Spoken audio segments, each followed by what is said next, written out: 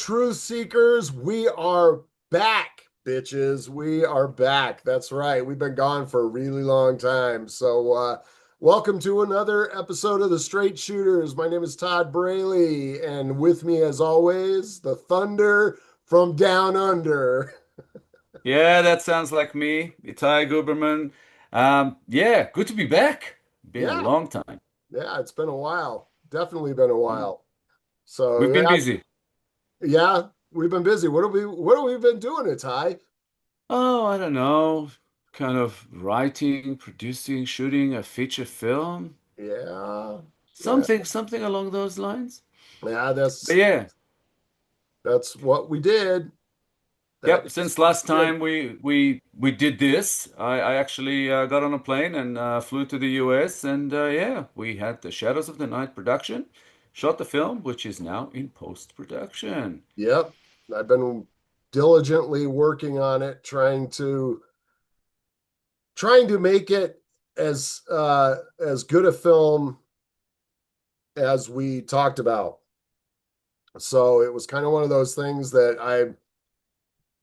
I put a lot of effort into and put a lot of effort into making it the best movie that it can be, and that's and then as I'm cutting, I'm sending stuff to a Ty and he's looking at it going, maybe you could do this, maybe you could do that. If you cut this out, you cut that out. That's it's just a process. When somebody says, why does it take so long to make movies? Well, because you want to make sure that okay, well, we want to make sure that it's a good movie. Hollywood these days, not so much. Um, Mm. why movie title for you. Halloween 6, The Curse of Michael Myers. That's all I'm going to say. Mm. Yeah, and as you like to talk about, all the people who kind of ask you that, thinking that there's like a button that you press and Mhm. everything falls in, and there you go, you have a movie, does not exist. So yeah, it takes a long time. It is a lot of careful attention to a lot of things, and yeah, we will have the movie out by the end of this year, and it will be the best that we can make it.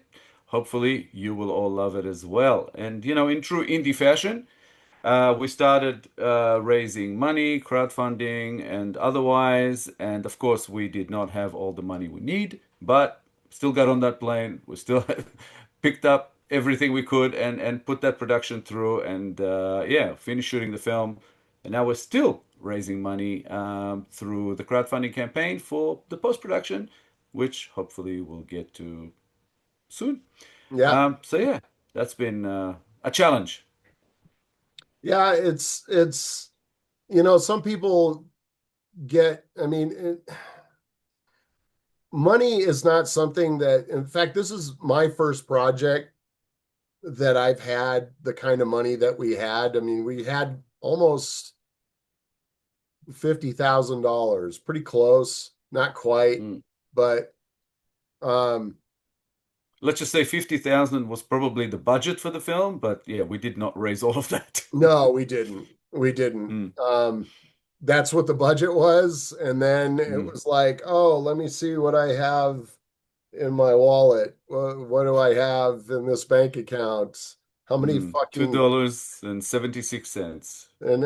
and do I have to pull a fucking Kevin Smith to be able to make this movie? Yes, we had to pull a Kevin Smith to get this movie Mm. done. So, and if you don't know what that is, just go ahead and look it up. I'm not gonna elaborate on that, but It's called Going into Debt. Mm, yes, absolutely. But we learned a lot of things making this movie, and we're going to have some people on the show here today.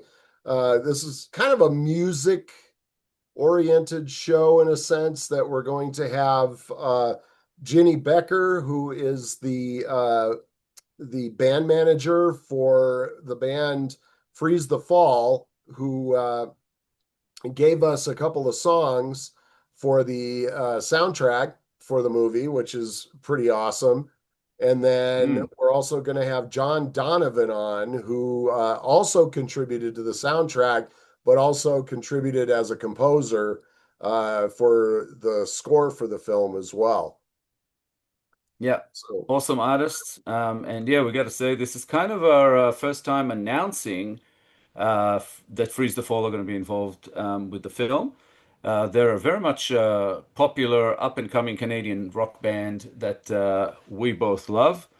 I was introduced to them through a different show that I do on YouTube, sort of a music reaction show called Babylon, that I do with Asaf Angel, and we have reacted to a few of their songs and loved them. So yeah, we got in touch and looky here. Yeah, we've got now two songs that are going to be featured on the soundtrack to Shadows of the Night, which is pretty freaking awesome. yeah, yeah. When Itai told me about this band, um, I wasn't sure. Just it's kind of one of those things. And he says, no, he says, go ahead and look him up on YouTube. And I looked him up, and the first song I heard of theirs was Broken Glass, and I'm like, fuck, I want that song. I want that Mm, song in our movie. And mm, then when we talked to the band and we talked to Ginny, we were, I said, can we have two songs? mm. So, um, Excuse me, can I have some more? yes, please, may I have some more? Um, so yeah, it's they definitely had some great music, and I think everybody that sees the movie is gonna fall in love with that band too, as well as John Donovan's music. John has this. He's also got a band called the Denim Kings. Let me see if I can Mm. do this so everybody can see it. Yeah, it's So also up behind me on the shelf. yeah, its eyes got one up there too. So In between Alien and Blade. so John does some great music as well, and he's an awesome musician. So we're going to talk to him a little bit. All right, so now we're going to go ahead and bring Ginny Becker in on this podcast. And what would you like to say about her, Atai? Well, Ginny, as we mentioned earlier, is the band manager for Freeze the Fall. And yeah, an awesome person. And we've talked to her and the band before. And yeah, it's been awesome getting to know them. And yeah, let's do some more of that. So let's bring on Ginny. Okay, hello, Ginny. How are you? I'm well, thank you for having me. It's awesome to have you. This is our second time face to face, which is It is, cool. yeah. It was nice to Yeah, meet you guys yeah. the first time and grateful to be back, But first time on the representing the show. band today because they couldn't be here. Yes, yes, yes. The band Freeze the Fall, who we are now here to announce, will have two songs on the Shadows of the Night soundtrack. That's Which is right. amazing. Yeah. Yeah. We are very excited. Definitely a dream come true for Freeze to Fall. Well, I'll tell you what, after I started listening to their music, and then the places that I put them into the film, I have my own Freeze the Fall playlist now Oh, that yay. when I get in my car, crank it up, Amazing. and yeah, this I even my youngest daughter, I turned her on to them, and so she Oh, listens to great. them now. So Well, there's everybody, still a couple of amazing tracks to come on their new EP, which is dropping on June 18th. And then they're Mhm. in the middle of writing for a full-length album now, so there's just more music to come. right on. Can't Yeah. wait. Yeah, Yeah. I became familiar with their music through Babylon, another show that I do with Asaf Angel, and thought about the idea of bringing them onto the film. And now Todd has heard more songs than I have because I can't listen to the stuff until we do it on the show. That's fair. So he has advanced knowledge. Yes, I'm just jealous, that's all. and and it's pretty well. And the thing about it is, the one thing that I love about the music is, young people doing real music, and that Hmm. is a big deal, especially these days, since you have so many bands out there that are just, you know, I don't know, man. There's not even really any bands anymore. There's singers that sing to Yeah. tracks. I think the thing that's pretty always been much. exciting for the family around the band is that, despite their youth, they're writing about things that matter, and they're writing about them from the lens of youth, which I think is super important. And they do a great job of taking on some pretty big issues in really, sort of metaphorical and storytelling ways, which is a pretty great thing to witness. Yeah. Yeah. It's been a blast, breaking down the songs on Babylon on the show that we do, sort They of, love your reaction video. breakdauns. A big, like, A you lot of nailed fun. the last one on your breakdown of the lyrics. They're like, wait, he totally got it. So yeah, they love people who really dive into the lyrics because their lyrics are never about nothing, if that makes sense. Was They're that always, Yeah. was that yeah. no, that was Hypothermia, the last one. Yes. Yeah. But And before that just we did Daughters of Witches, which is going to be on our soundtrack. So, yeah. And the breakdown, it's interesting because the band is always the first to say, like, the song means to you whatever you heard. yeah, That's the best thing about music. But they've always written it about something to them, how it's obviously. translated. Like the last conversation you guys had on Babylon, neither of you were wrong. You just happened to hit it kind of more what they meant, but both interpretations were equally valuable in terms of what the song was touching on. So, Yeah, yeah. I mean, that's the reason we don't like research the songs mhm. before we do them. We don't listen to them before. It's all like a first time listen, first reaction, first, time seeing the lyrics and everything, and just kind of trying to get a reaction that is genuine on the spot and not something that we previously thought about or Yeah. researched. As some people do. And some of our audience has been complaining about that. Like they want us to research, and most of our audience saying, no, no, no, do what you're doing. Keep breaking it down on the show. It's a lot more fun.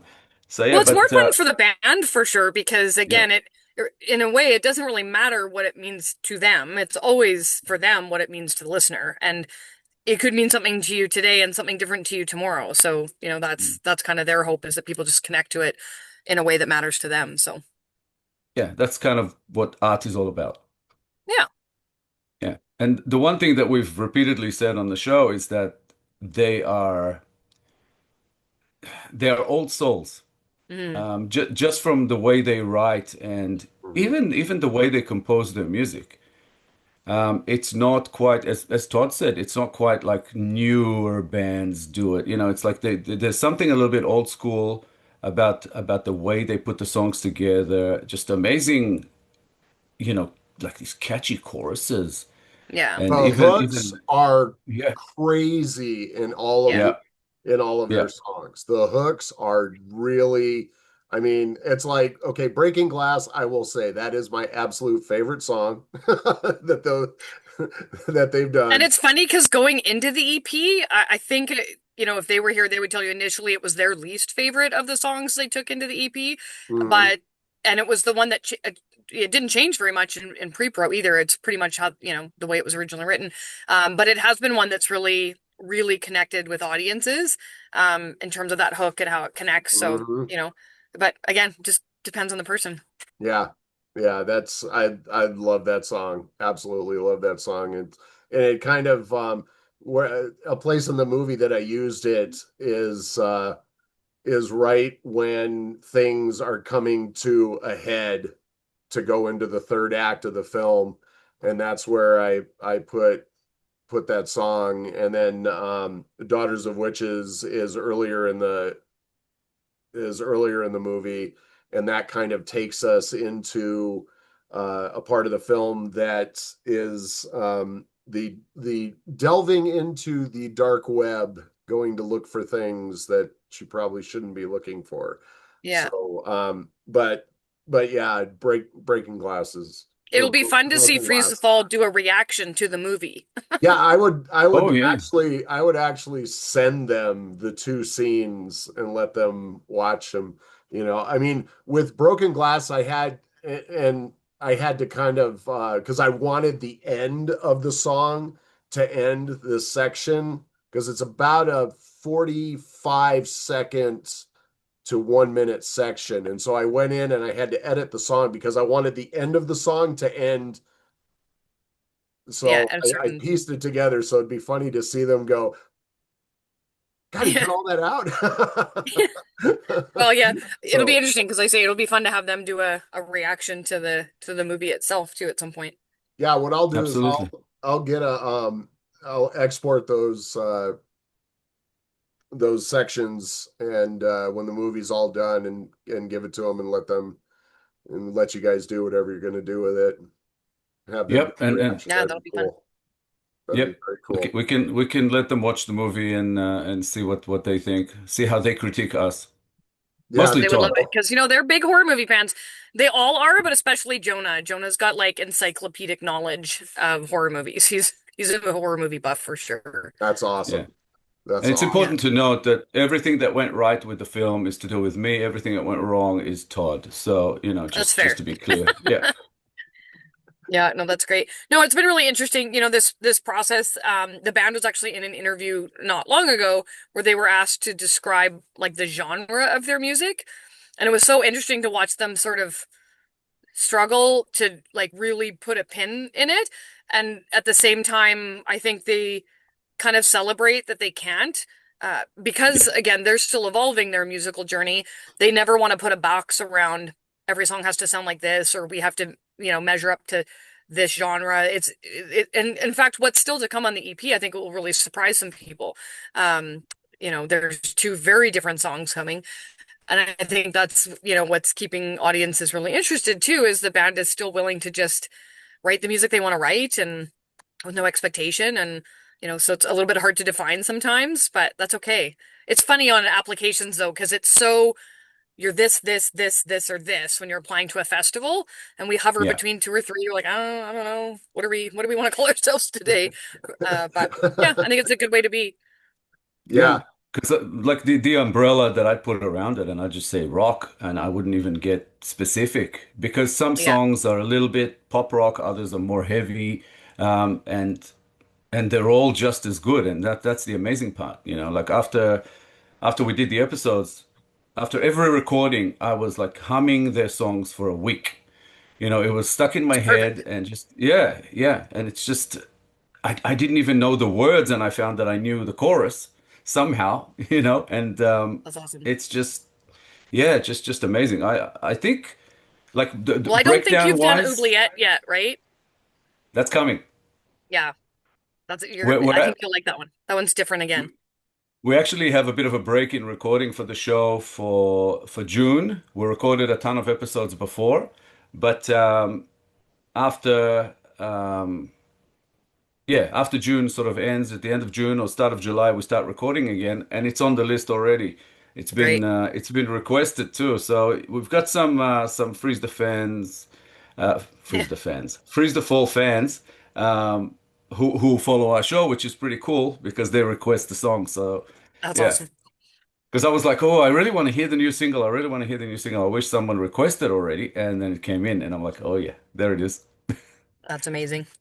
We're grateful. We had the band has a very loyal and passionate fan base for sure. We've been so grateful. There's been almost 600 reaction videos made to Freeze to Fall, Mhm. originals and covers in just over a year and a half. It's wild, really. And we're really incredibly supportive and grateful for the reactors and wanting to make sure that their opportunity to respond to the music is protected because, we could never have afforded to pay for the amount of exposure that reactors have given to this music.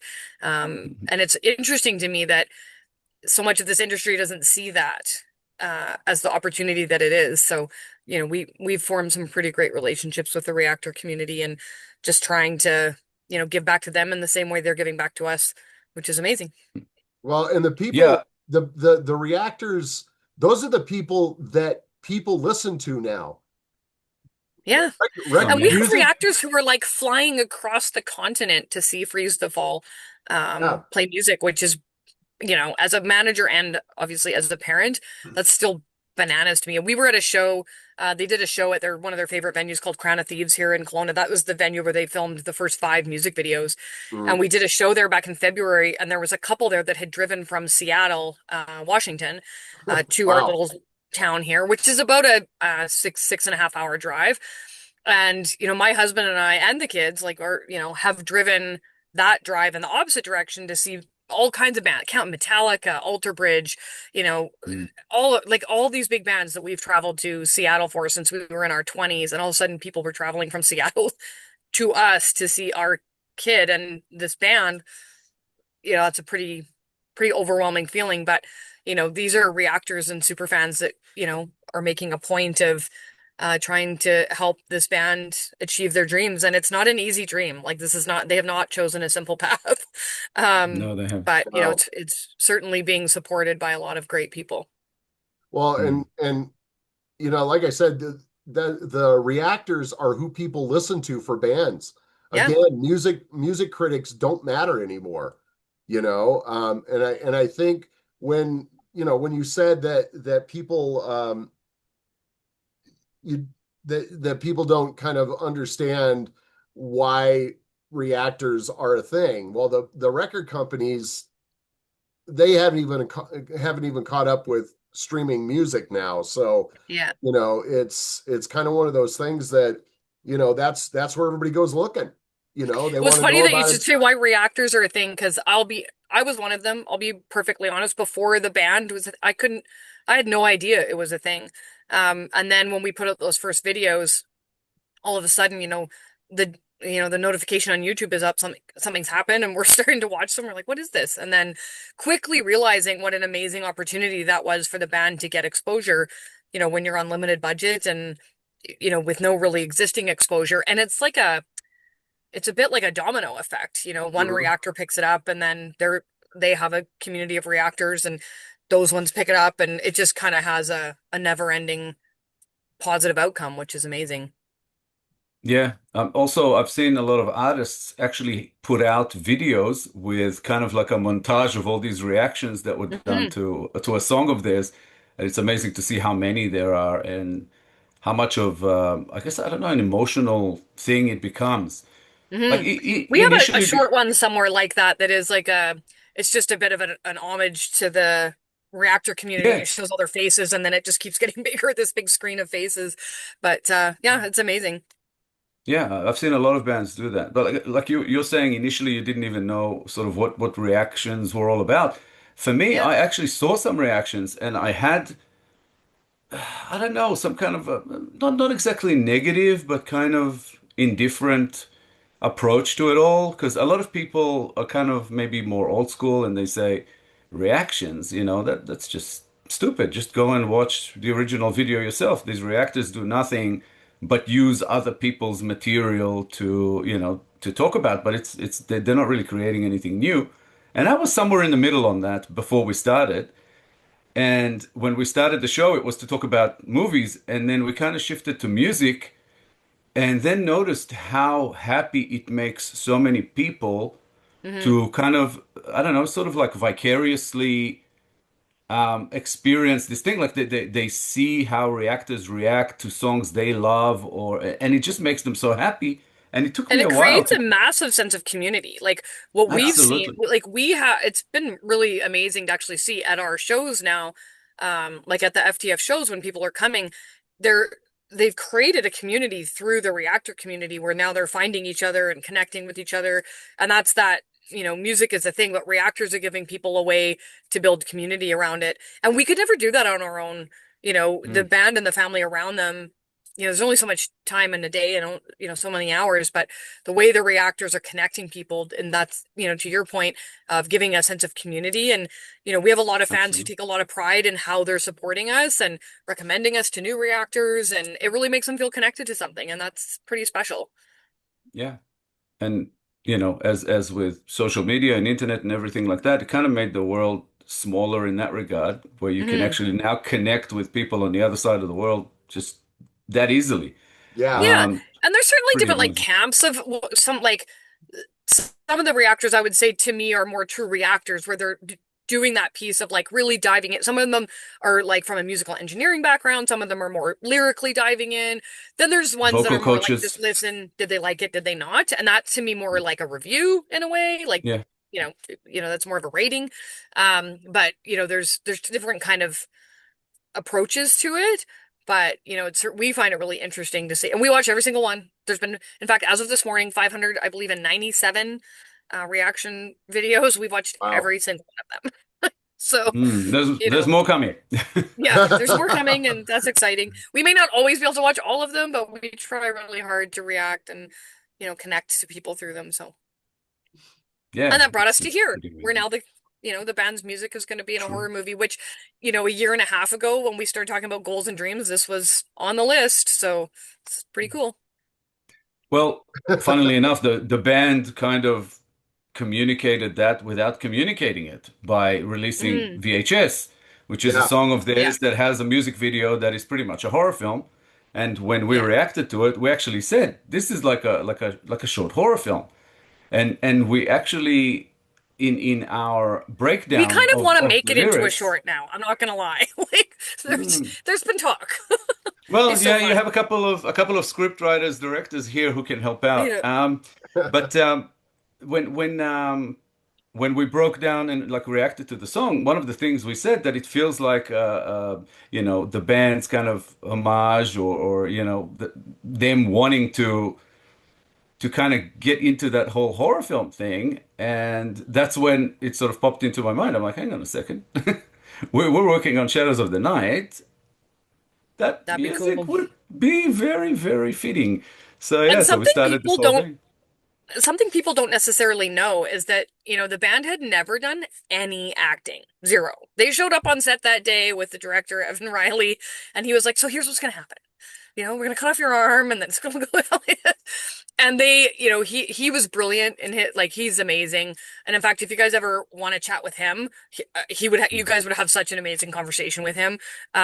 He's such a creative mind and he brings so much ability to help the band really realize what the visual come to life of their lyrics is. And so it was a Mhm. real brainstorming between him and the band and myself, and um, bringing that to life was everything. But when they showed up on set, I don't even know that the band had a sense of how deep they were going to have to go into these characters that day. And it was quite something to see Evan like coach this performance out of these. At the time, they were all 15 and 16 years old. First time, and the vulnerability, as you guys know, that it takes for a seasoned actor to go into these sort of dark and tough spaces is quite something. So to see these kids pull it off was pretty amazing. They committed, man. I remember watching that video the first time. I'm like, holy shit. Yeah, Arya was Wow. literally strapped to Yeah. that ceiling for 7 hours. Like, it Yeah. was a lot. Wow. Mm. Yeah. Yeah, and we commented on that on Babylon as well when we reacted to the video, and we said, their acting is really, really convincing. I was like, they Mhm. Yeah. they really committed, they really went into it. And when we had the chat with you guys, that's one of the things we talked about. We said, hey, Hmm. if they ever want to act, Yeah. yeah, we'll have roles for them. Definitely. Definitely. Mm. Yeah. Um, Well, it's so like that, the Foo Fighters made that horror movie Studio they rented the house and 666. made a horror movie. 666. That's for sure going to be a freeze to follow come someday. I'm certain of it. Yeah. Well, we have I took the video that we got from you guys and I did some stuff with it and I'd like to play that now if I could and have you watch the trailer and then we'll come back and talk about it. How's that sound? Sure thing. Well, All right. just before we do that, we kind of need to say we have a new trailer. Oh, Oh, okay. that's exciting. It's something we haven't said to the audiences yet. So yeah, so we put together a new trailer for Shadows of the Night, and we are now launching it for the first time here. So yeah. So we're gonna let the band introduce it. Hey, we're Freeze the Fall. Guess what? We got some big news. Two of our songs, Daughters of Witches and Broken Glass, are going to be in the soundtrack for an indie horror film. Yeah. It's called Shadows of the Night, and it's directed by Todd E. Braley. Disclaimer, sorry if we pronounce any of these names. Yes, lots of names in this, so we Yeah. hope we get it all right. We are looking forward to the film's release before the end of the year. It's been a dream of ours for a long time, so it's really cool that it's finally happening. Yeah. Todd has just finished putting together a trailer for the film, so check that out. Shadows of the Night stars brilliant newcomer Lillian Davis alongside indie legends Deborah Lamb and Brillaverse Jr. They have an active crowdfunding campaign on Indiegogo, so please check it out if you can. Yes, thank you all so much. Here's the trailer. Check it out!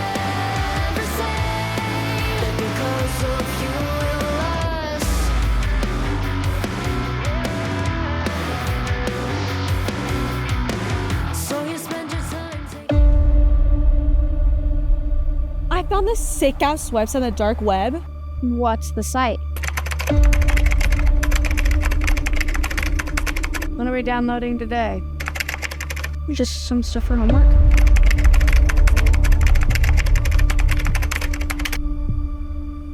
You hacked into the school servers and you changed other students' grades.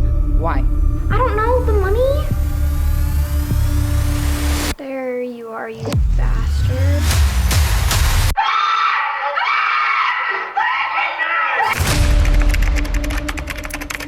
A new video for next week with a special guest. She said she watched a video of a real-life exorcism. A friend told me about this really messed up website with all kinds of different videos. And what made you want to watch a video like that? Is this what I got you that damn computer for? Dismantle that contraption and bring it to me. Are you scared yet, Chief?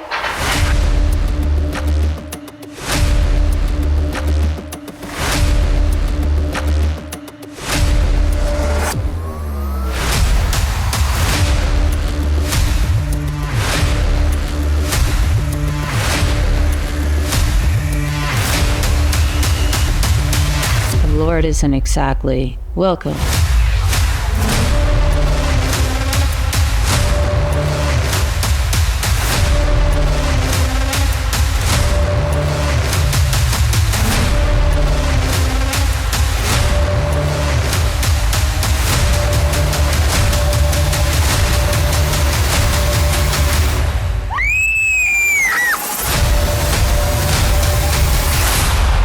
The dark sun could be setting upon you.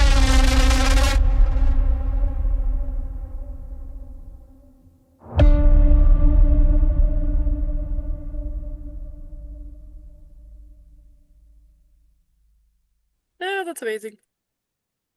All right. Well, I was just they're gonna be I was just excited. gonna ask, could you actually hear? Because I, for some reason, lost sound on Yeah, several I parts of it. couldn't hear some of it. In the early part, I got some of it, but visually, it's amazing. I look forward We to. we did a test earlier. I could hear it fine. Everything was fine. Yeah, everything Now, worked. not. Yeah. What we'll do is we'll send you the link to the trailer later, so Amazing, you yeah. can, Am I okay to show really it to watch them? it. Yeah, yeah, Oh, yeah, absolutely. absolutely. Amazing. Well, they're going to be very excited that, like I say, this has been such a, I don't think they could have ever imagined it would happen this soon in their career, but they're very excited about being connected to horror in such a visceral way so early.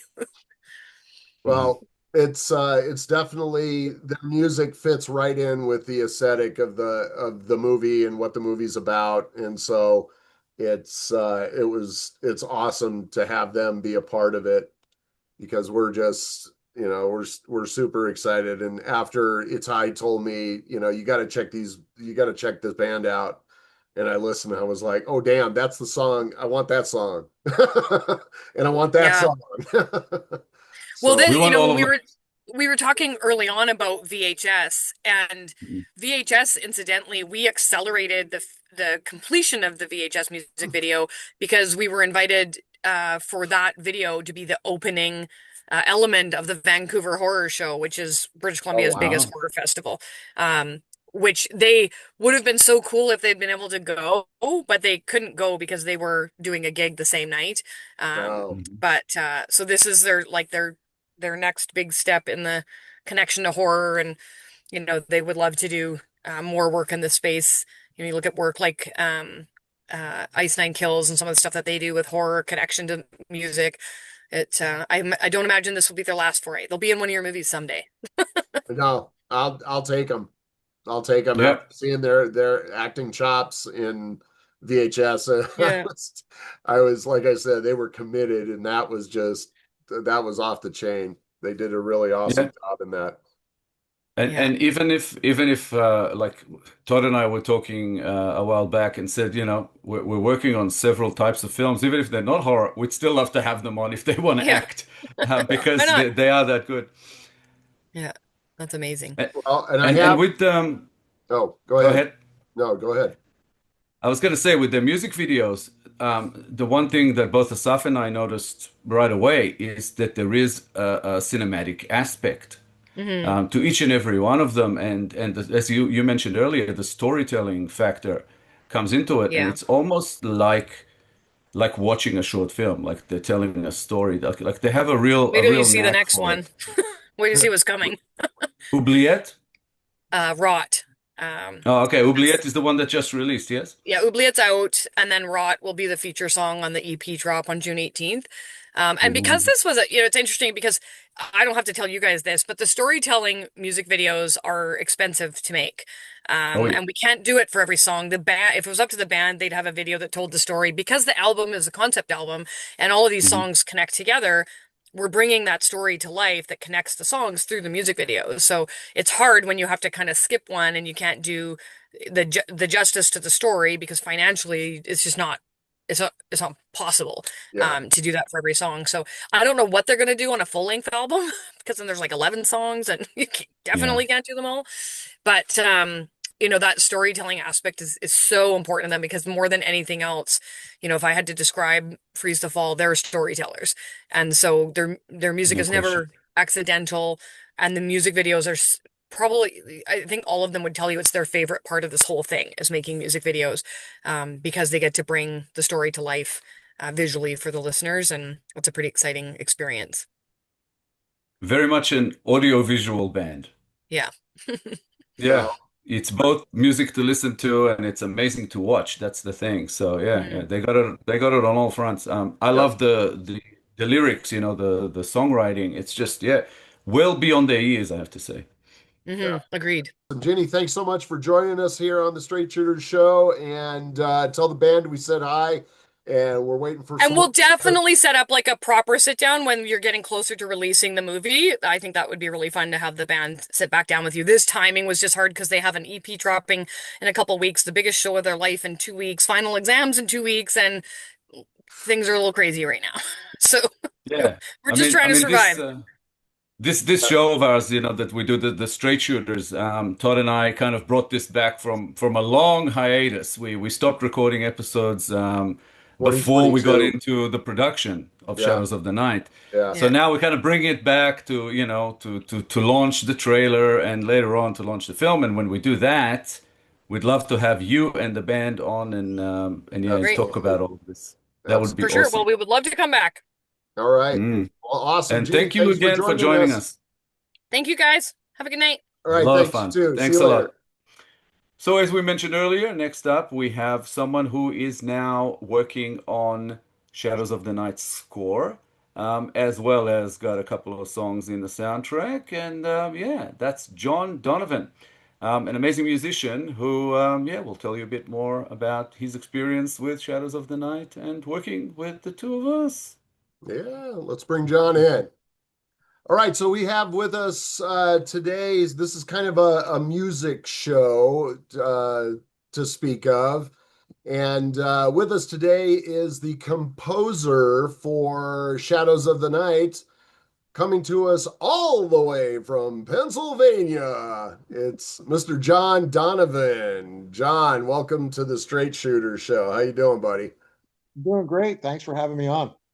Right on. So I met John through Facebook, and I can't recall the exact exchange, but he told me he was a musician and he wanted to make movie music. And so I he gave us a song that's actually on this album right here.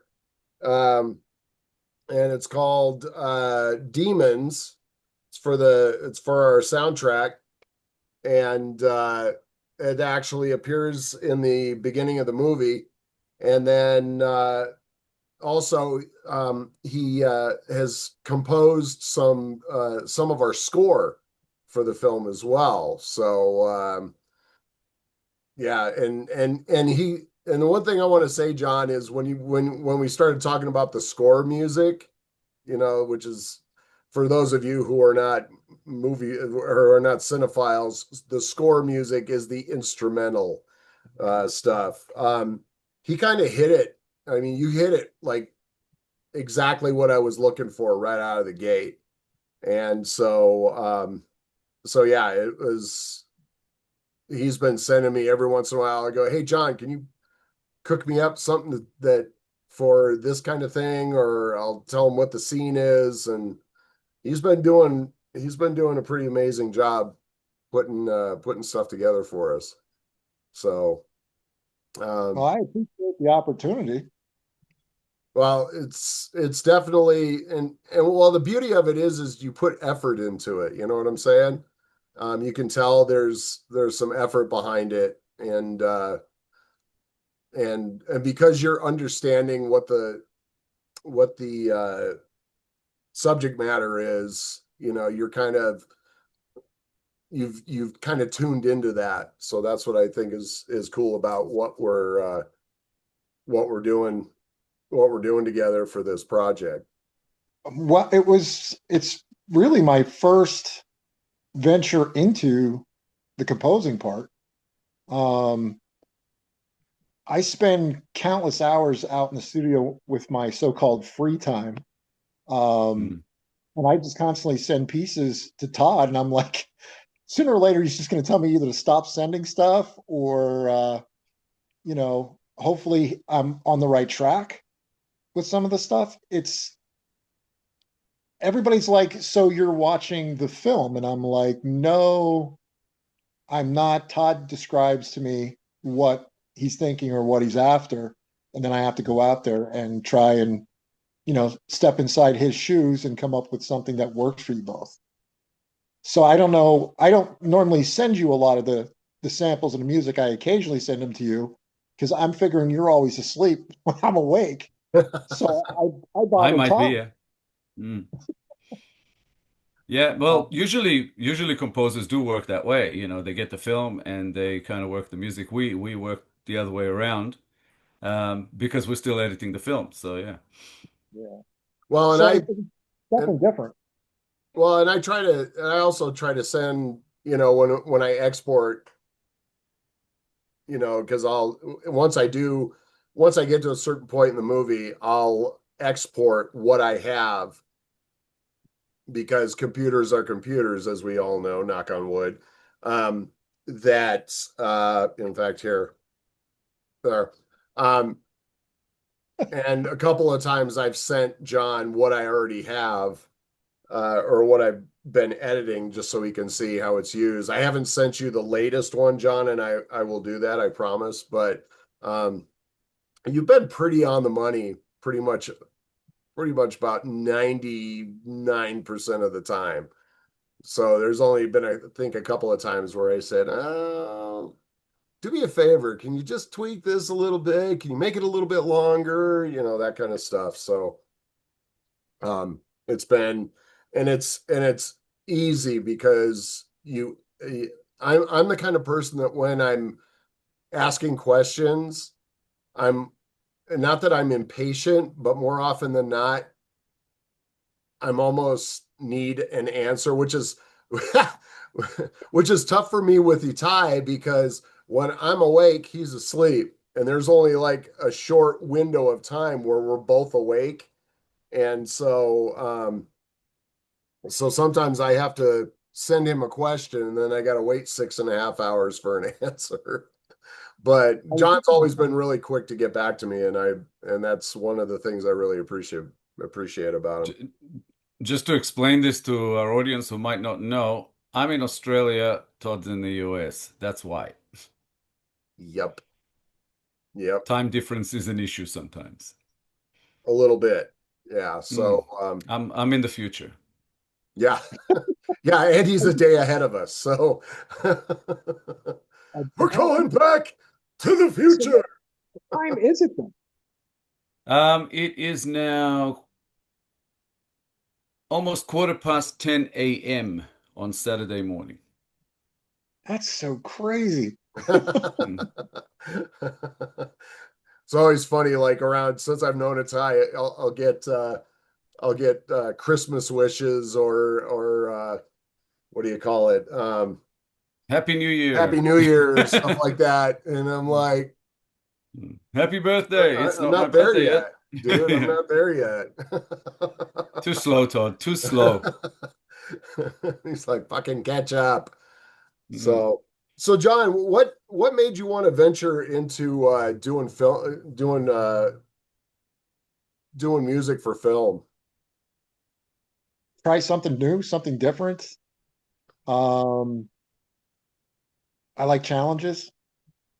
So honestly, if it wasn't for you, I may not have got off the ground.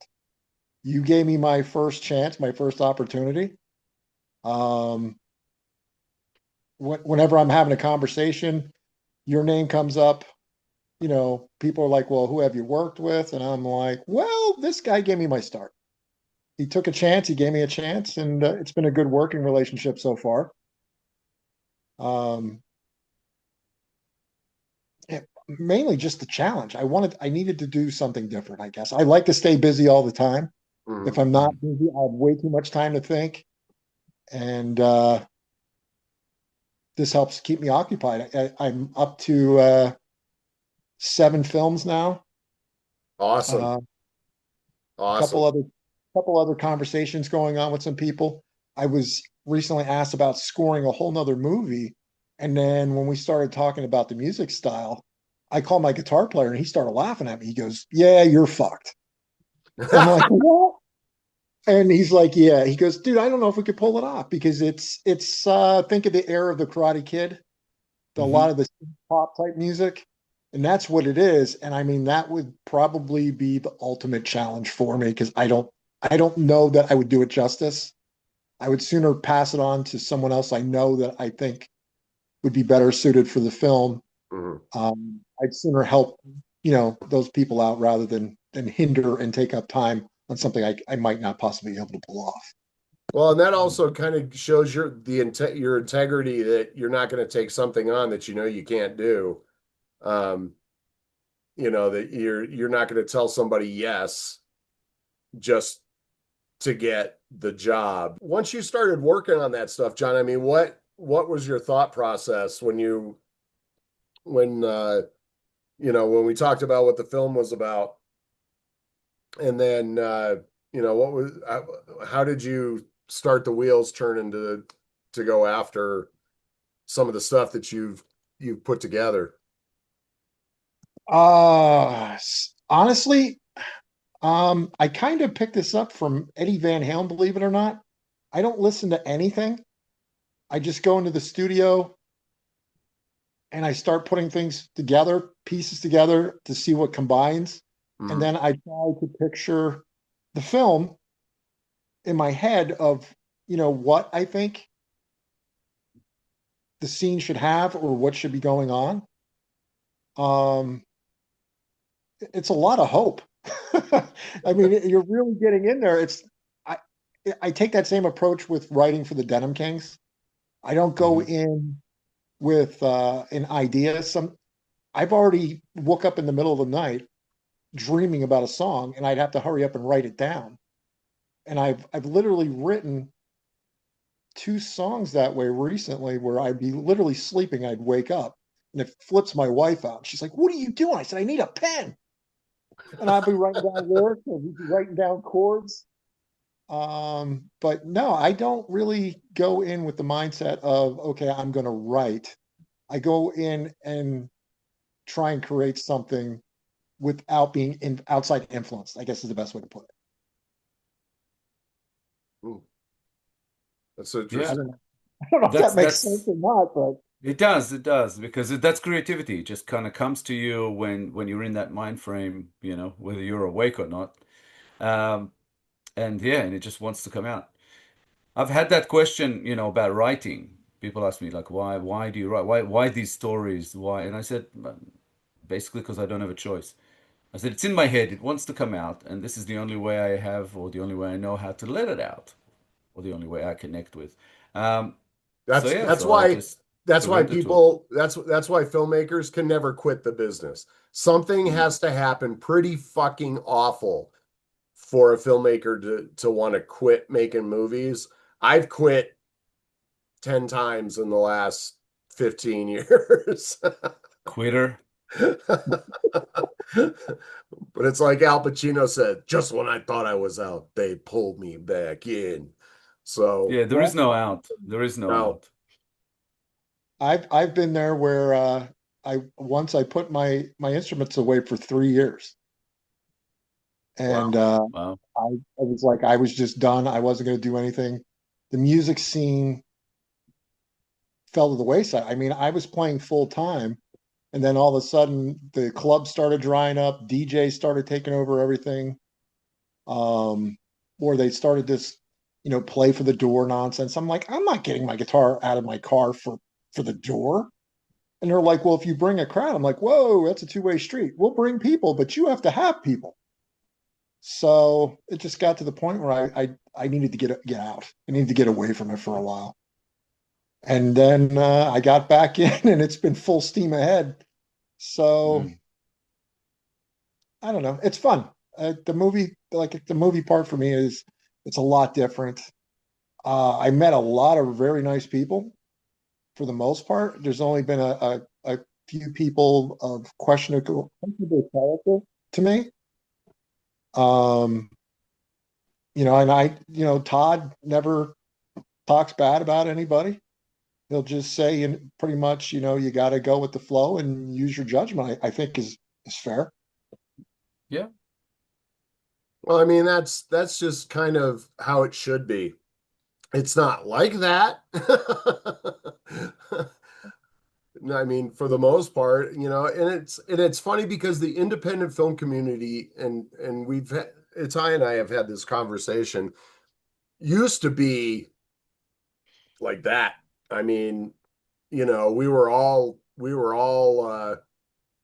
kind of fighting against the Hollywood machine, and then and this is I blame film festivals for it, and because I fucking hate film festivals with a passion, especially when I started finding out exactly how they were run. And so unfortunately, the one of the big parts of it was the film festivals just all of a sudden now everything was a competition because everybody was trying to fight and vie for the money or hoping that they were going to get, especially after people like Robert Rodriguez and Richard Linklater and Quentin Tarantino got their gigs because of film festivals or because of Sundance. Then it was then the gloves were on and everybody was ready to fight and all vying for the almighty dollar. So, Well, there's pay to play in music too. You can get oh on yeah. music festivals, and I have some friends. I'm going to leave their names out that paid quite a lot of money to get on some of these tours, and they can get bounced for any reason, and it's not like you're getting a refund. And Mm. I don't know that I've ever had any of them come back to me and tell me it was worth the pay to play. That's what it Yeah. comes down to. I'm like, I'm not doing that. Yeah. It's And festivals okay. are exactly that. You gotta pay to submit, and eventually you kind of realize, hey, I've been spending this many hundreds or thousands of dollars on festivals. And it's like, oh, I'd rather put that into my next film. Um, it's just too much money. It's not worth it. Like you also have to know the system. Like today, I can say that if I have a film and I want to get it into festivals, I know exactly how to do that. It's going to cost me less. I'll get it into festivals. I'll actually win awards, whether deserving or not is a whole other story. Because it's all about who you know, and if you know the system, will get you you'll get all these official selections, all these laurels, all these awards. but your film can be terrible, and it doesn't matter anymore. And Yeah. also, you have some very, very good films that get bounced just because they don't know the festival people. They just kind of send it out of nowhere, and they never get watched. Or if they get watched, they get bounced for something else that, festival people do know. Um, and it's just a ridiculous system. It took me a long time to work that out, and I only worked that out when I actually started having success at festivals. Because I could see with some films, I could see why I was having that success, and it actually had nothing to do with the film sometimes. And it's my own film, and I think they're pretty good, but I could tell that they were just making it in because I had my indie productions and I was doing this other thing and I was promoting those festivals as well, and they were getting some benefit out of it and all of that. So yeah, I just stopped. I just don't submit to festivals anymore, and I don't recommend it to anyone, especially with feature films. If you get So short films, I'm gonna pitch you back a question. How did you two meet being on different continents? we never met. I don't know this guy. I know that's a lie. I saw the footage. We actually met similarly to kind of how we met. Facebook, online, and that's kind of how it started. And then very quickly you work out that we had a similar approach to the whole thing and a lot in common. And yeah, it just kind of rolled on from there. I told Todd I think his films are terrible, and we became friends. That's how it works. Yeah. Well, you guys are definitely well known. I mean, in the indie film part of it, mentioning either one of your names, I very seldom hear somebody go, "Who?" So you definitely have a mark and an influence within the community. I guess we're doing something right, huh? Well, see, I'm surprised people can pronounce my name. Oh, I just make it up each time. Yeah. Nice. Well, that's it's kind of one of those things that we don't always run in the same circles as a lot of the indie people out there. We kind of have our own circle. And we don't let anybody in it. we run around in circles. That's pretty that's pretty much what we do, is just run around in circles. It's so safer. It gets you. We get dizzy though. Yeah. Yeah, we get dizzy, but hey man, I'll puke something up to not be I don't know. There's some circles that within this community that you're just like, you know what, want no part of that at all. As you know, it's just like the music industry. So it's just definitely something that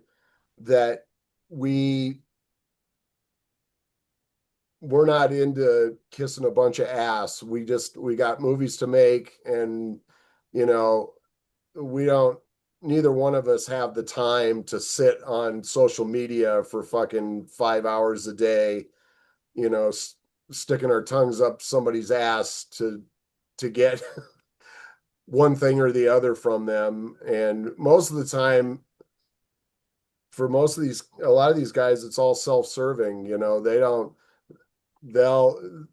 We've run into things that, oh yeah, we'll help you out. Oh yeah, we'll promote your thing if you help us. And so you help them, and then you get nothing. You get blocked, that kind of stuff. So it's like, well, hey, I helped you, aren't you going to help me? And then they ghost you. So we just do our thing. We just go and do what we got to do, and then when it's done, and that's the beauty of having all these streaming streaming channels that are available to us, because we don't need theatrical releases anymore. Because honestly, as much as people hate to say it, and I bring this up I brought this up on almost every show that we've ever done, but the theater is dying. And after COVID, I don't think it's ever coming back. We'll be lucky if you have any movie theaters that are outside of just having what's the word? Independent people that have independent theaters, the big chains are going to be gone very soon. Yeah. That's with a lot of things though. Even with me having my own music store, I couldn't get the people to come back after COVID. Even my diehard customer base is like, it's just too easy to sit at home and, click your finger down and you don't even have to get dressed. It's shipped right to your door. Yeah. Yeah. I definitely understand that. Plus, I think the last time I went to the movies with me and just taking my boys, it was almost like $100. Yeah. I was like floored by that. I'm like, wait, how much? Tickets, popcorn, soda, I'm like, oh. Yeah. Yep. Well, and if you think about it, and then some of these movies, I mean, they don't even stay in the theater for 2 weeks anymore. If they're not doing well in the theater, then all of a sudden they're on video on demand, and it's always funny because my wife, when I say, hey, do you want to watch, just as an example, when Deadpool and Wolverine came out, I wanted to go, I wanted to see it, but I've been having such bad experiences at the theater with people being just utterly fucking disrespectful and being on their phones and fucking talking and taking selfies, and I'm the guy in the theater that's like, put your fucking phone away or I'm going to come over there and shove it up your ass. And that's pretty much, and I don't care who you are, if you're a fucking teenager or whatever. We went to see Ghostbusters Afterlife, and there were some kids. We had to sit down kind of close down in front because there was quite a few people in the theater. But there was a bunch of teenagers like sitting in the very front row, and they're sitting there taking their phones and lifting them up and literally with the flash taking selfies during the movie. And I just went, hey, put your fucking phone away. And yeah, so my point, huh? I have somebody for you to meet. One of my buddies.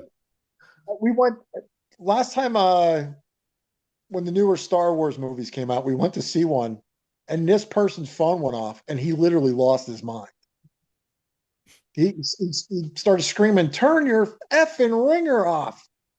And I'm like, "Oh man, here comes a fight." Well, and I'm like, "Go ahead, John."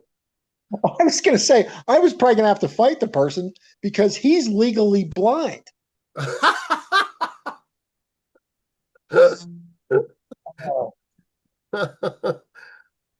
Well, my mother.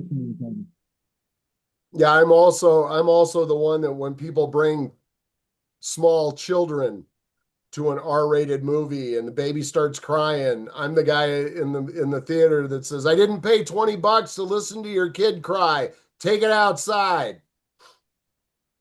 So yeah, it's so my point was, sorry, we went this way. You had a point? Well, there was a point in there. The point. I was like, where are we going? Okay, well now I'm going to tell you where I'm going. I had to go this way to get back over here. The point was when I wanted to go see the Deadpool Wolverine, Angie says, she said, well, you have problems with people in the theater. I said, yeah, well, we could watch it here at home. And then, to buy it, it's like $24, right? And so she'll go, well, that's a lot of money. Honey, gas, popcorn, drinks, movie tickets, we're going to spend $75, $80 anyway. If we spend $24 on the video on demand, then we own it and we can watch it anytime we want. Yeah. So then she's like, well, yeah, Okay, good point. All right, go ahead. Yeah. So Yeah, it's I a do And setting. we want can to. pause, and we can pause that bitch. We can pick it up, pick up the thing and go boop, pause. Yeah, I gotta I go. gotta go Toilet to the run. bathroom. Mm-hmm. So here's my question back. Yeah. How digital versus physical? How Ah. how much difference is it make nowadays? Like I'm a physical person. I want the disc in my hands. I don't want I, buying anything digital drives me insane because I feel like all I bought was air. Mm. Makes It's a any little bit sense? like that. Yeah. I want to be able to read the credits. I want to be able to, like on the album, you slide it out, you're looking at the liner notes. The CD, you're looking at the liner notes. If anybody still does it, I Well, It's I it's I don't I don't mind. I love physical. Um, the thing about it is, for me with digital, a lot of time, most of the time, it's movies that are still that are still considered to be in the theater that I'll want to watch. But if I like it that much, I'll buy it. added to the You know. collection. Yep. So Same. how about pirating? How about pirates with your work? Is that a problem with Oh, indie, now? indie, indie films like it not is with music? not Um, well, because of the way the platforms are now working and the way we want to work with platforms, it's not a problem anymore because they're offered for free anyway. What's the point of pirating something that you can get for free?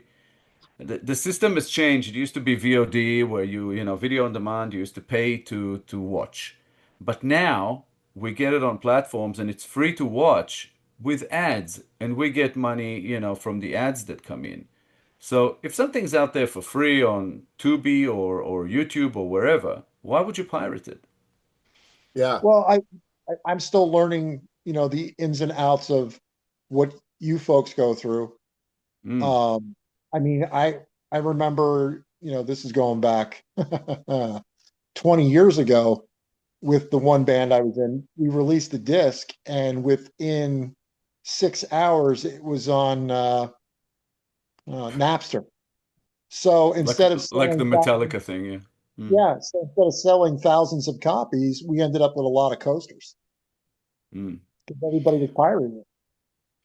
But that's the thing. Today, you can put your music out on your YouTube channel, Mhm. have the channel like monetized if you get it up to the standards that they ask for, and just make money from that. And then, who's gonna pirate it and why? If it's available for free, what's the point of pirating it? But physical media, for the most part, is it's not what it used to be. It's very difficult to make a lot of money from that unless you have a following of like true fans or super fans or whatever you want to call it. People who will always buy what you release. If you have that, you just need to work out the numbers beforehand, kind of thing. Like I Right. was telling Todd before, if we go in, if we do a physical release with Shadows of the Night, it will have to be like a pre-order type of situation so that we know how many people actually want to own one, and then we can go and order those copies. Otherwise, if we just order a whole lot of them, we're going to end up, With stuck a with whole lot of however many. copies. Yeah. Wait a minute, And I what the just hell did I buy?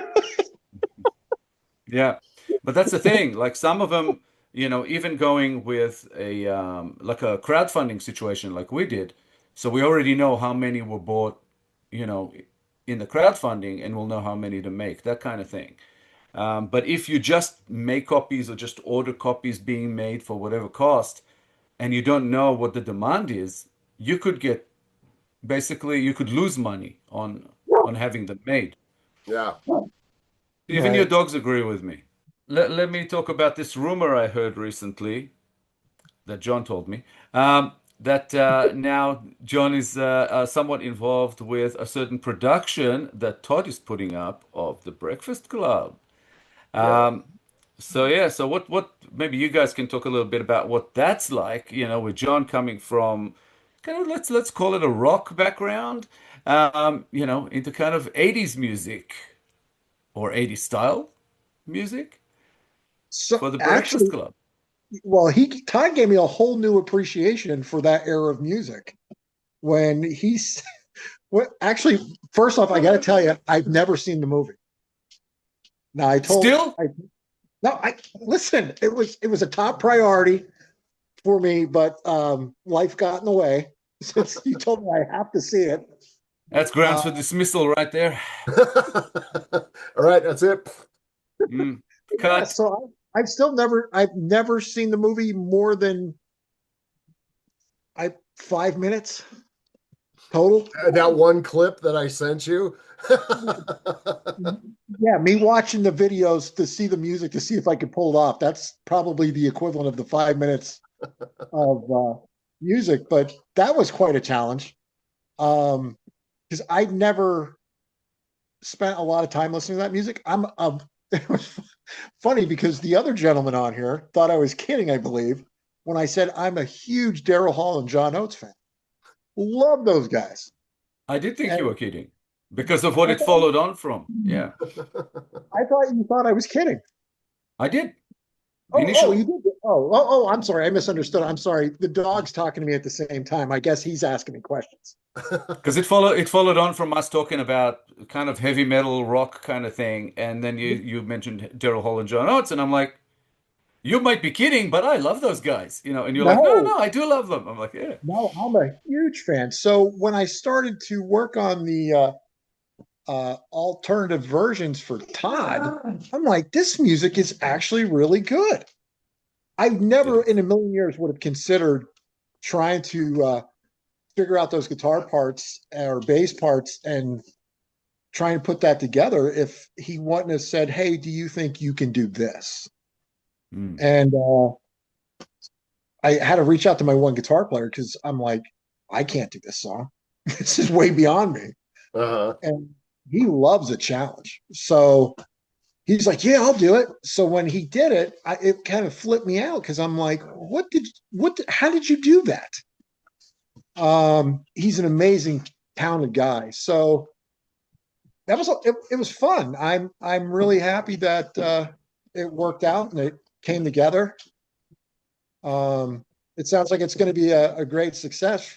I asked Todd today, how the reaction's going, or sales, or tickets, or I forget the exact words I use. I apologize. I'm going on 4 hours of sleep. Well, it's all So good. No, we're actually doing really good. I'm gonna share screen something really quick. Because I got right here, John. I gave John his own page. I got a page. Yeah, you got a whole page in the program. All So, songs have been re-recorded by John Donovan and Alexander Paul. yep. So, That is a fantastic soundtrack. yeah, yeah, and John and Alexander did a hell of a job recreating these songs. There was I wanted to I wanted to kind of grunge them up a little bit just to make them feel a little more modern, and they understood the assignment and gave me exactly what I asked for. So it was definitely made me smile big time every time they sent stuff to me. I'm And not gonna. I was unsure because when I first listened to it, I'm like, "Where's the guitar?" Because on some of it, it's so synthy you can't hear like the parts real well.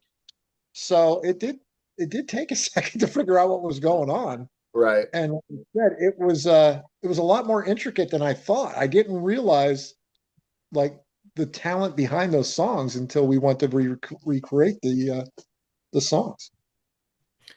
It would be interesting to hear what you did with like some of the pop stuff, 80s pop that is on that soundtrack. You know, like Simple Minds, you know, Don't You Forget About Me. That's kind of a rock song, I'd have to say, you know, less more In than a it is pop. sense, But yeah. but you got like Wang Chung there and stuff like that. It's like, yeah, that would be interesting. Well, you So, got Wang Chung, but you also have Jesse Johnson on there, who was the guitar player for The Time. Hmm. He was having a solo career going on at that point, and The then Time is very much E.G. funk. Da E.G. Daly, and Carl DeVito, and yeah. yeah, yeah. So Mm. there was a lot of a lot of different band. Now it's kind of funny. I saw the other day I was reading something up because I'm always looking for extra Breakfast Club stuff because I just that movie's like I Big can watch favorite. that over and over and over again. And I came across somebody that said that out of all the John Hughes movies soundtracks, that The Breakfast Club was the worst soundtrack of all of John Hughes's movies. I was That's like, hilarious. what the fuck are you smoking? Are you kidding me? Really? That's like, you know, and I love it because it's got some of the music, some of the score music in there too, Mm. on the soundtrack. So it's not just songs, they have a That lot of instrumentals. was it Keith Dorsey? Yeah. Yeah. Um, are well, you that going that's the, to release any type of soundtrack or no? What's that? Are you releasing any kind of soundtrack for Shadows or no? oh, for Shadows. We might, yeah, We yeah. might. Yeah. We're thinking about that at the moment. I guess How it, we're going to put that together because there's a lot of rights issues that we'll need to deal with, but we'll see how we go with that. gotcha. I wasn't sure what the plans were for that, Mm. but when this ends, I am going to ask a question that has nothing to do with this podcast. Well, Uh, yeah. The the play is actually that was that was something that that I wanted to do. I actually came up with the thought of making this Breakfast Club play. Um, I figured it had been done before, but I wasn't sure if it had been done in the way I thought about doing it. I mean, I was driving home from my mom and dad's from my dad's place in Utah, and the vehicle I had at the time had a DVD player in it. You can't watch the movies while you're driving, but you can listen to them. And so I was listening to it, and I was like, God, it would be awesome to do a stage version of this, but to make it interactive, that the Mm. that the audience gets to interact with the people on stage. And so that was like 2021. And in 2022, we were originally going to do it. And I had talked to somebody about redoing all the music. And then it just kind of fell through. And I had a couple of the actors ask me again. They were working on Shadows last year, and Sienna, one of our makeup people, she was set to play Claire the first time around, and she says, "Oh, are you gonna when are you gonna revise or when are you gonna what's the word? Well, Revive? revive that? Yeah, when are you gonna revive the Breakfast Club play?" And I went, "You know what? I'll do that next year. How's that sound?" And she's like, "Oh my God." Then she says, "I've got so many actors that I can hook you up with." And I'm like, "Okay, let's do it." So yeah, it's and it's been nice because people that have all gotten involved, they're like they're all in, you know. And when I bring up, hey man, I want you guys to interact. And when you get to this point here, interact, talk to the audience and whatnot. So this is something that's going to be, we've added some updated stuff to it, but without taking the flavor of it away. Adding like Starbucks references and um, there's a part in the movie where the Ali Sheedy character says that she can eat with her toes, and she says, and play heart and soul on the piano. I changed that to I can play the theme to John Carpenter's Halloween on the piano with my toes. So you know, Updating it a little bit. yeah, just kind of updating it a little bit. So it's going to be a lot of fun. And everybody, when I was playing the music, everybody was just like in awe of the fact that John and his buddies were able to, recreate this music, but make it say it sounds like the original, but then it doesn't, and so that's you guys did an awesome job on that, John, and I really appreciate it. No, I appreciate the kind words. I know I'll pass that along to Alex as well. As a matter of fact, we were talking about it earlier today. We're working on some new music together. Alex was actually my guitar teacher. Oh, wow. So I met, I forget how many years older he is than me, but a couple of years ago. Yeah, when I first met him, I was 16 years old, and his band Euthanasia was already touring in support of a song called Kamikaze, which was fronted by a female. And after my third lesson, I was actually playing bass. He said, "I want you to join the band." He says, "We're playing in Jersey this weekend." And I'm like, "Al, I'm not going to Jersey. I got math class tomorrow." So it would be about, oh my God, 5 years later, I was leaving the band that he actually sent me to an audition for. And I walked in, he was giving lessons, and I said, "Okay, I'm ready. Let's do it." So we've been working together on and off for, oh my God, feels like forever. And I've got a question for you. Okay. Has he seen The Breakfast Club? No. Oh my God. He doesn't even have a TV. They don't watch TV. They read. Him and his wife, they read. Well, you two have to watch it, because one of the things that came to mind when you told me you were working with Todd on this was The Breakfast Club is an 80s film, and it has this, I mean, it's John Hughes, so it has this kind of 80s spirit to it, and there's a lot of pop in the soundtrack. But the film itself, whenever I think back, it's got this kind of a punk rock attitude. And I was always thinking, oh, okay, so Todd's kind of gotten you to kind of bring that out a little bit more. So that's what I was wondering about. And I thought, oh, you really need to see the movie. You'll know what I mean. Yeah. I promise you both, I will watch it at some point. It's a classic. Yeah, I guarantee when you watch it, John, you'll be going, "Okay, I see what he meant. I see what they were I see what they were talking about." Todd, he keeps trying to compare the music I send him I'm doing to Motley Crue. They're like one of my least favorite bands on the planet. So I'm going to have to trash my writing style and start all over again. There's definitely some Motley Crue. Definitely some Motley Crue there. I don't hear it at all. I don't. And I love Motley Crue, so it works for me. Oh. Before they got into the fast food industry, that Motley Crue to me. Yeah, but it's like that era, of that sort of like a hair metal kind of a sound. I like that.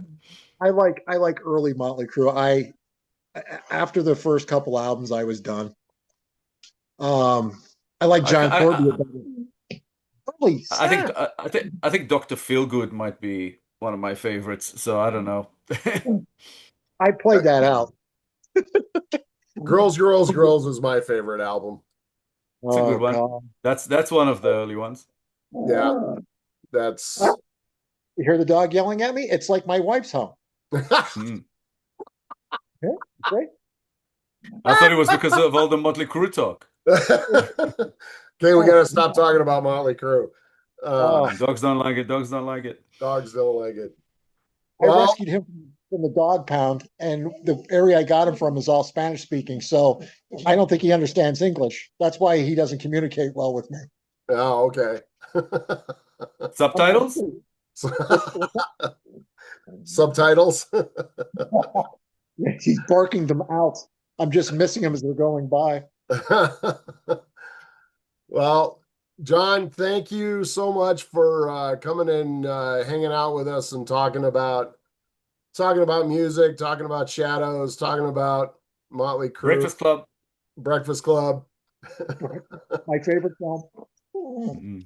So we really appreciate you coming on the show, and we will definitely we'll go ahead and put websites and wherever they can find John Donavan on the interwebs. No, I appreciate you having me on. Searching out your music, man. So thanks again for coming on, and we will definitely be talking to you soon. So anybody else out there, if you need music for your movies, not just songs, but like score, this is the guy you want to talk to.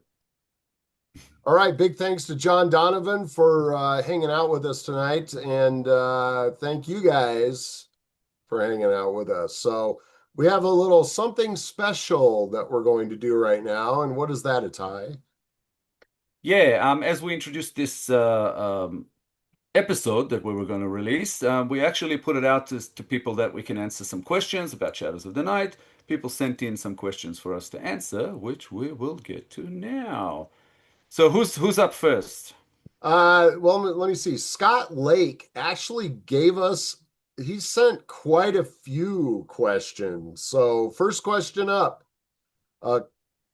what was the most challenging yet rewarding scene to shoot for Shadows of the Night? That might be a different answer from each of us, I guess. Well, I'll let you answer first. Well, for me personally, I think we've actually talked about this on shows before, but we had a bit of a situation during recording where Todd was, let's say, somewhat unwell, and oops, and unable to,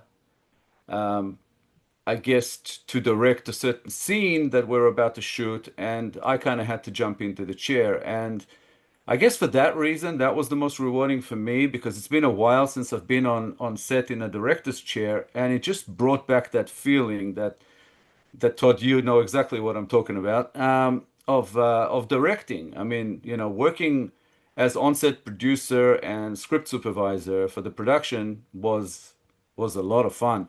But as soon as you sit in that chair and start directing people, it's just a whole other feeling. Mm-hmm. So a certain scene that I can't really get into spoiler territory, but yeah, just being on set and directing a couple of scenes has been really like a fun experience personally. But as far as everything else, with co-writing the script with Todd, I think almost every scene had that feeling to it, where you kind of see some of your words, being performed on the monitor as we go was really a lot of fun for me, and yeah, really rewarding, I think. Well, and if anybody was wondering exactly what happened to Todd, I think that was night 3. And Somewhere around that. Todd already had not had a lot of sleep before we started shooting. And once we started shooting, we were shooting nights for the first 5 days of the schedule. And I don't do well. And so the mistake that I made was I downed, I'm just going to say this. Energy drinks are really bad for you. Okay. So don't drink them. Okay.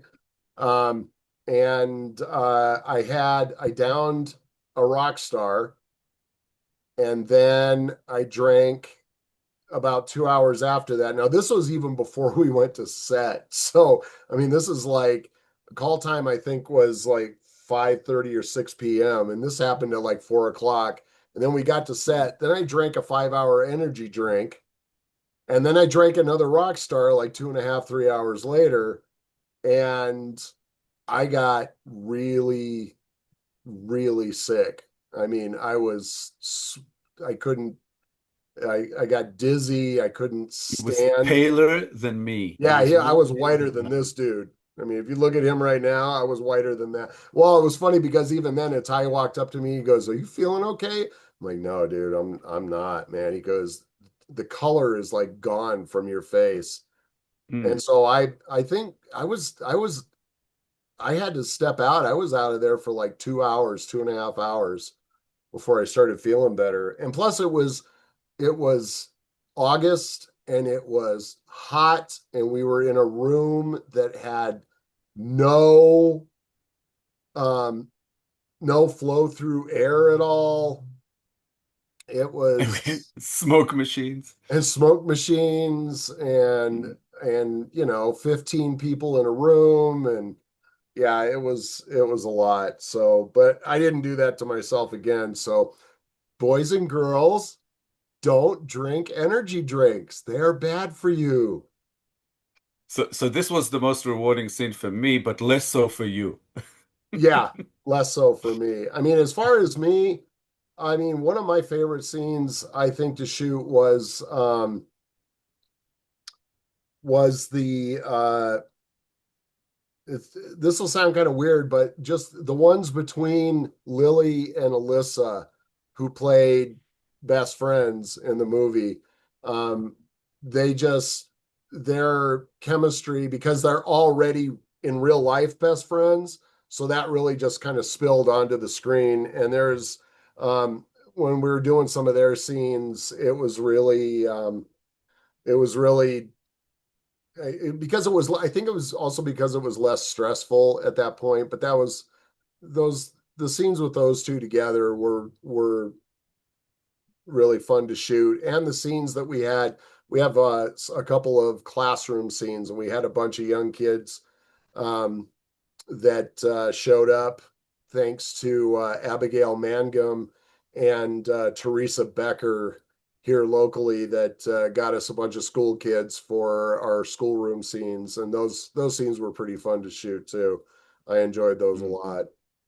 So Yeah, I gotta say, for me personally, as far as ones I wasn't behind the camera when Todd was sick, um, the most memorable might be the one we have a couple of indie legends in this movie. We have Deborah Lamb and Bill Oberst Jr. and having them, we shot sort of I guess kind of like a almost a face-off scene between kind of good and evil with both of them involved, and that was just fantastic. yeah, I remember that was like tension to the max, and yeah, just really, really good fun.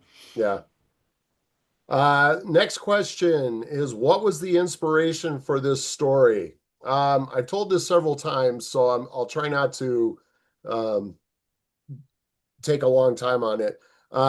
Back in the late 70s, they aired The Exorcist on CBS. And I watched the movie and for As a like young kid. as a young kid now and I'm watching the extremely watered down version of I mean as watered down as you can get with The Mhm. Exorcist. And for a week after there were all kinds of crazy things that happened at our house. Had a conversation with my grandmother was visiting us from Michigan out because I lived in California at the time. And she was visiting and I had a conversation with her that found out the next day she wasn't in the room. Shadows would appear that had nobody attached to them. So it was like a shadow would come into the room and it would turn the corner, but then there's not a body attached to it. Voices, you could hear, you were hearing voices and stuff like that. My brother and I went to school and came and when we came home, the our room looked like a tornado went through it, but nobody was home that day. So, and we had cleaned our room before we left to go to school. So it was stuff like that. And then after that week, it was done. That was it. And I was telling this story on another podcast with Itai and myself. And Itai said, that sounds like a good idea for a movie. And I said, you're right. And so I sat down and tried to figure out how to do that. And came up with the idea for Shadows of the Night. So we took the Exorcist part and turned it in to the dark web, and then kind of went from there. So it's an evil spirit that is brought back from the dark web, and then just kind of turned it into what it is. Yeah, that was the catalyst. Yep. That was the start. All right. Another question. Boy, Scott Lake had a lot of questions, man. And I'm not complaining. That's pretty cool. We appreciate you, Scott. Thank you. Yes, thank you, Scott. What else can we expect in the future from this group of filmmakers? You mean this group of filmmakers? Nothing. Yeah. No, we quit. We quit. Yeah, no, yeah. After this production, yeah, never again, never again. Yep, out. See ya. Thanks for coming. So, we've got. I guess go ahead. The answer would be a bit of a complicated one, because we have a lot of ideas and a lot of plans, but what will eventuate could be completely different. But yeah, Todd, you can talk about maybe in very general terms about some of the projects we have coming up. Ty has a project that he's been trying to finish for many years. Oh yeah. So that Revelation is the name of that one, and so we're diligently trying to get that one figured out. I have a comedy in the spirit of the Porky's movies and Revenge of the Nerds and those kind of 80s Animal House type movie. It's called College Radio. And that actually is probably going to be shot next year. We've got some revisions on the script that Itai is going to be working on. And I've already got the radio station that we get to shoot at. And talked to quite a few people as far as cast goes, and so that's another one. And then we have an action movie that that's going to involve taking a past short film and reimagining it a little bit. So that's something. If you'd like to see what that short film is, you can go and look it up. Look up the Psychotic Breakdown anthology on Tubi and watch that. It's the second story, I think, called The Confession. So we're gonna start working on some stuff. I got an outline that I typed up here in the past couple days that we're going to go after. So that's definitely. And then what else do we have? We have a shark movie that we want to do called Blood Loss. And we have another comedy that the script is pretty much finished of mine that I co-wrote with Asaf Angel that we might get into production at some point next year. We also have a drama. God, that one's so fucking funny. That one is so funny. So yeah. And we also have a drama that we've been trying to get off the ground for a couple of years now that we might do next year, Choices. Yep. Previously known as Where Do We Go From Here? So yeah, we do have a lot of ideas and a lot of projects and a lot of some that are in the conception stage, some already have scripts, mapped out, some have scripts that are almost finished. So yeah, we do have a lot, and a lot of it is going to be funding dependent. If we can get the funds to get them up, some of them are going to be ultra low budget. So yeah, but we definitely have a lot coming up. So yeah, stay tuned. Yep.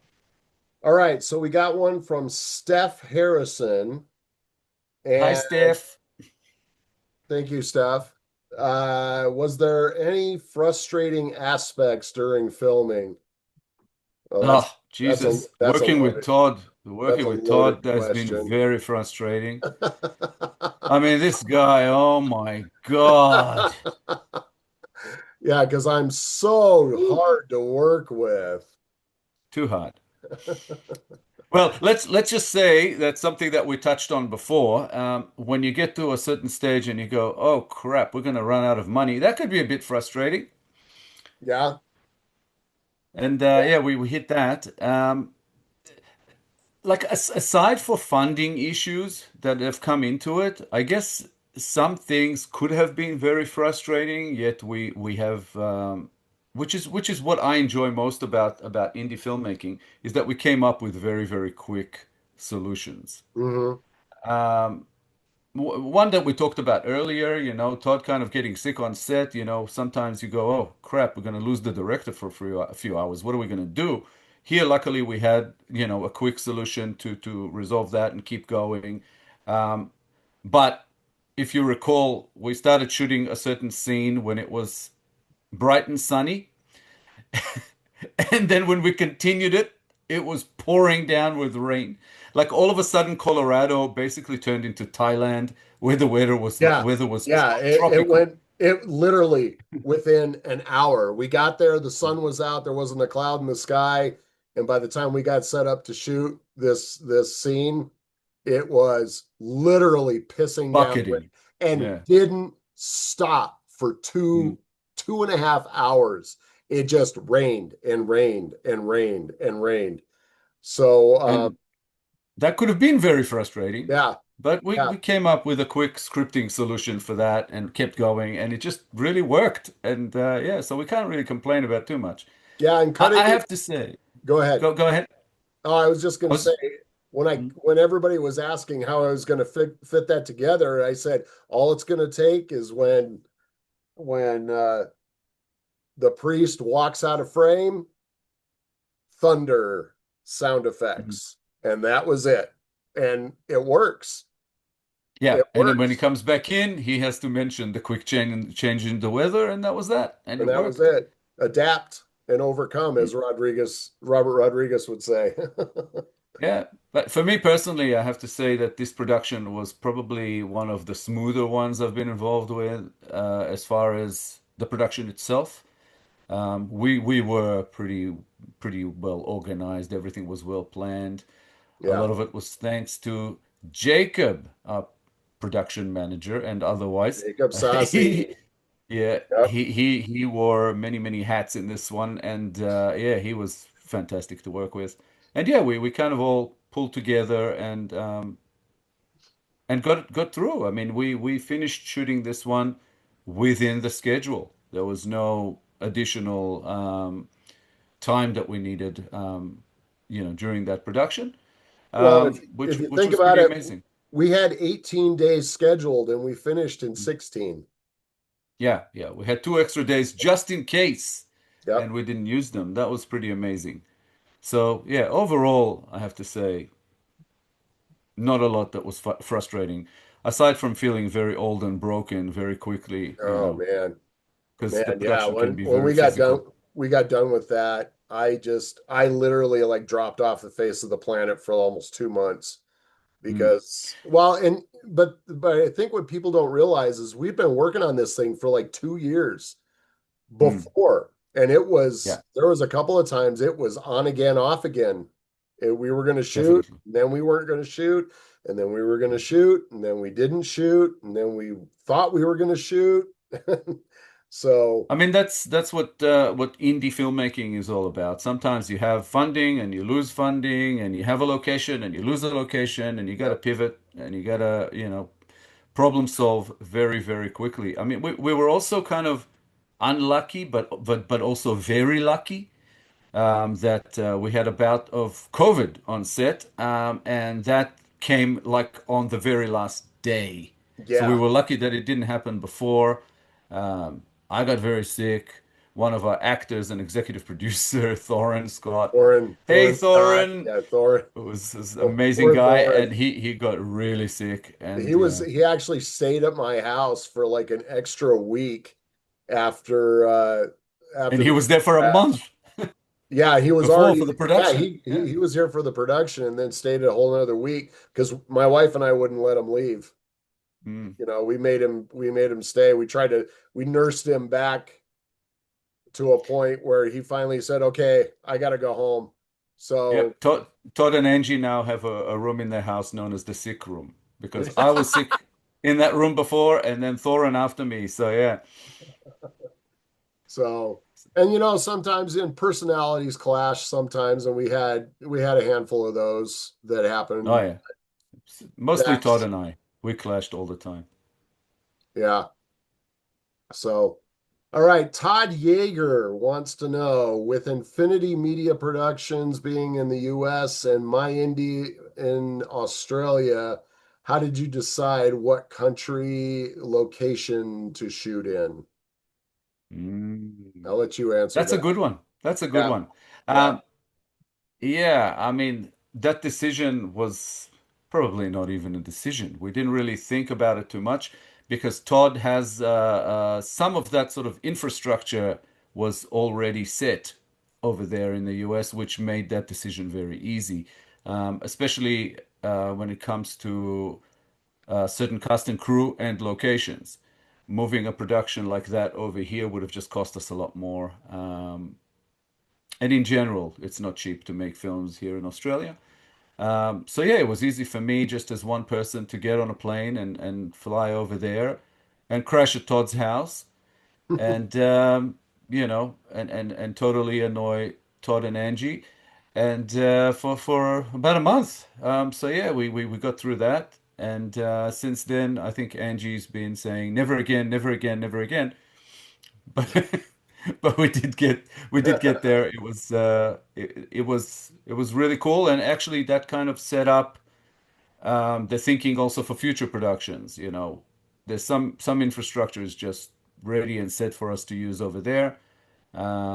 So most, if not all, of our future productions will be shot over there as well. Yeah.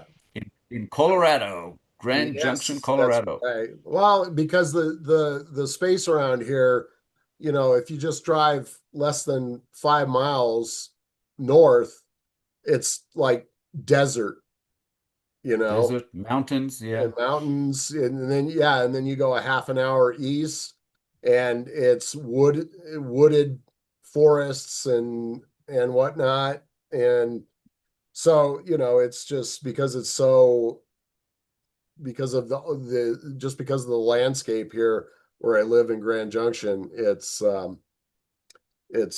you could shoot anything, you know. Mm.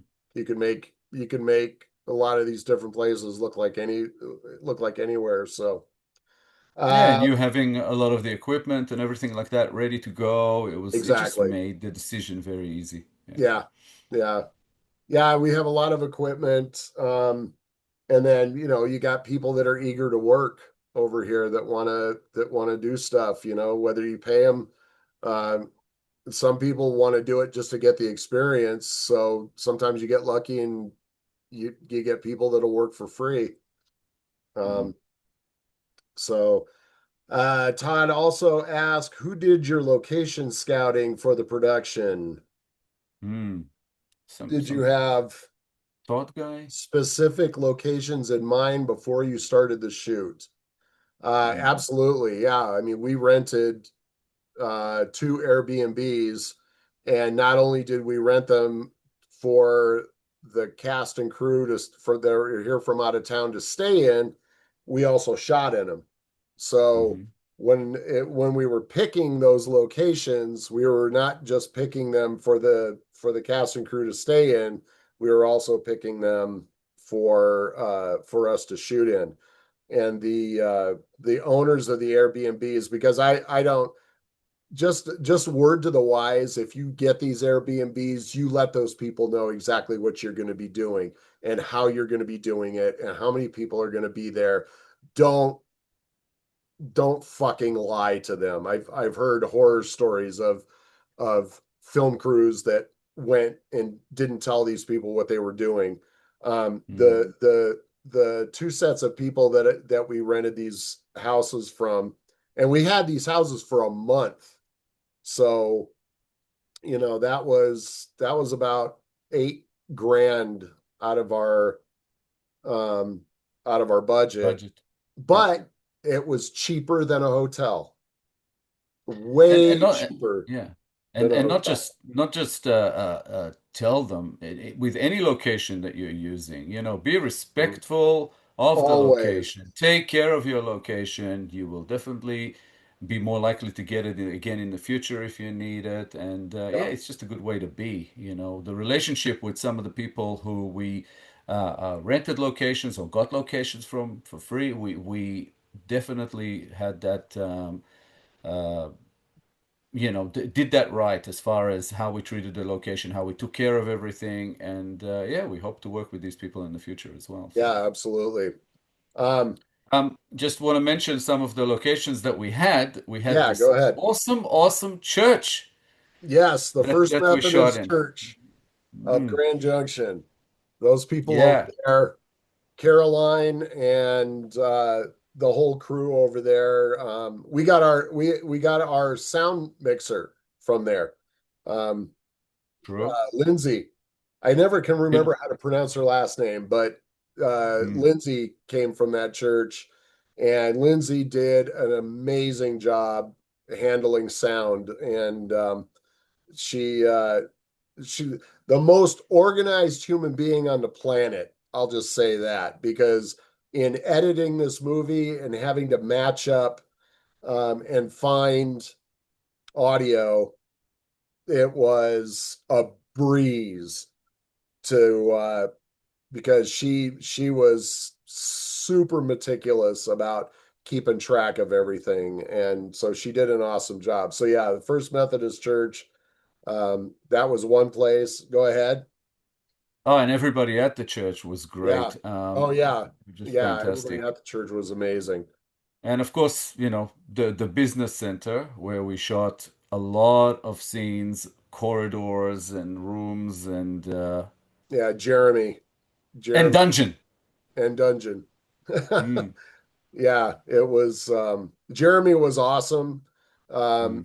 He worked with us over there, and we also were able he liked us so much he gave us we needed one more day, and he gave us an extra day for nothing, where he could have charged us for it, and he was like, no, you guys are awesome. He saw that we were coming in, and you know it wasn't a half-assed crew. I mean, we walked in, and he goes, God, you guys are way more organized than I thought you were gonna be. So yeah, he gave us an extra day, and we didn't have to pay for it, so that was nice. Yep. And one of my personal favorite scenes was actually shot outdoors, outside the local courthouse. Oh yeah. Yep. Yeah, that was gorgeous. Just framing that building and shooting at night. That was really cool. Yeah. Yeah, that was a really that was an awesome location, and thanks to my buddy Scott Stewart for talking to the county commissioners and getting us on the getting the ability to get on that on the property to be able to shoot was awesome. I mean, it was a super short little scene, but it A adds great scene. so much to the movie as far as production value goes. Mm, absolutely. So, let me see. I think we got time for one more here. Janny Beck wants to know, will the film be open for feature reviews from indie film reviewers like me? Well, yes. Anything's possible. Absolutely. Yeah, we want see we're okay with people reviewing our films because honestly, some people don't like reviews even if they're positive. I've just seen people, well, what do these people know? They didn't have to make the movie and blah blah blah, but they're watching it. So in my Yeah. book, and if you get a negative review, don't get all bent out of shape. Fucking learn from it and do it better the next time. I mean, unfortunately, there's a lot of indie filmmakers out there that don't take that. They take it to heart and they think, well, fuck you. I'm just going to go make another movie, but they don't learn anything from it. Need I say who? But that was my out loud voice. Sorry. But you got to learn from your mistakes and go fix it the next time. And Ginny is a big advocate of indie films as well. She used to Yeah. review for my indie productions as well. So yeah, definitely we'll have the film reviewed by probably as many people as we can. I mean, getting word out there always helps. Whether positive or negative, any publicity is good publicity as we see it. And yeah, we are very, very receptive of criticism, which sure we'll have some coming. I always say that I prefer to have some people like my work, some people dislike my work. If everybody likes it, I feel like something's wrong. So yeah. Yeah. So yeah, we're definitely open to it, and we will have it out there. Yeah, as I said, by the end of this year. Yep. Precise dates still coming. Yeah. Yeah, we've got some visual effects stuff that needs to happen, and color grading, and I still have to, I'm about 90 minutes in, and I still have a little ways to go, and then I have to go back and start chopping things out again. So it's a process, you don't Yeah. it doesn't just happen overnight. And like Itai said earlier, and something that I've said multiple times, you don't just push the magic video button and poof, you've got a movie, or poof, you've got a commercial or a music video. It's just it always makes me laugh when people are, in our internet world, things are so accessible that everybody's patience has like shrunk up. So And to get the film out to the platforms, you need to have different formats, different types of files, all kinds of additions that need to go into it, before submitting it to the platforms. So, and then we still have a way to go. Once you submit it to the platforms, then you're at the mercy of, are your captions correct that you put in there? Do you have the right artwork? Are there things in the movie? Do you have sound issues? I've learned so much from doing that it's definitely one of those things that I've been able to figure out the problems to avoid, but that also takes a lot of work as well. So But yeah, we will try to keep you guys updated through the show here as far as the process and what's happening. And the closer we get, we'll probably do some more episodes and have some more people on that are in one way or another, involved with the film. So yeah, so definitely stay tuned for that. Still to come. All right. Well, that's it for us, ladies and gentlemen. Thank you for joining us on the latest version.